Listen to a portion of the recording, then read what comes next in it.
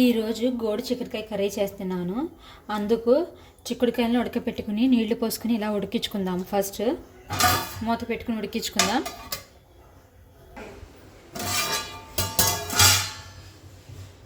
చిక్కుడుకాయలు ఉడికిపోయినాయి, తీసేసుకుందాం. ఇప్పుడు ఈ ఉడకపెట్టిన చిక్కుడుకాయలని, గోరు చిక్కుడుకాయలని ఇలా ఒలుచుకోవాలి. అన్నీ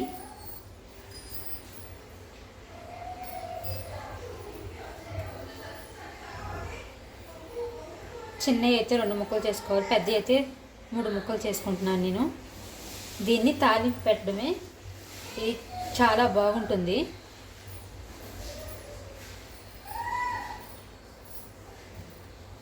ఇలా అన్నీ ఒలుచుకోవాలి.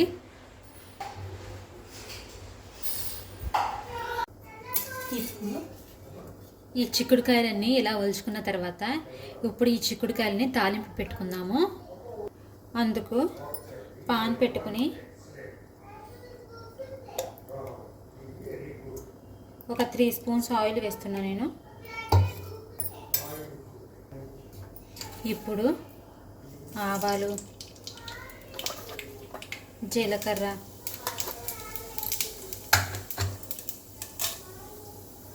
పచ్చిశనగపప్పు, మిరపగుళ్ళు, ఉల్లిపాయ, పచ్చిమిరపకాయ, కరివేపాకు.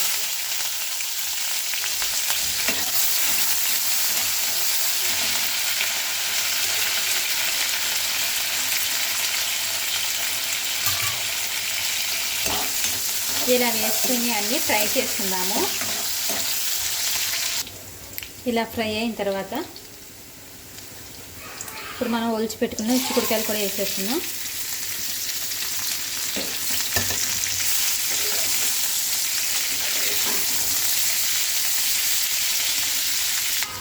ఇందులో కొంచెం పసుపు, స్పూన్ కారం, స్పూన్ సాల్ట్ అన్నీ వేసేసుకుని మిక్స్ చేసుకుందాం.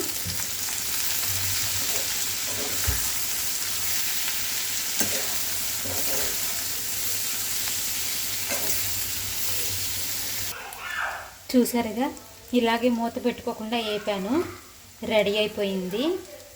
ఇది అన్నంలోకైనా సరే, చపాతీలోకైనా చాలా బాగుంటుంది. గోరు చిక్కుడుకాయ తాలింపును ఒకసారి మీరు కూడా ట్రై చేయండి. టేస్ట్ చాలా బాగుంటుంది. Thank you for watching.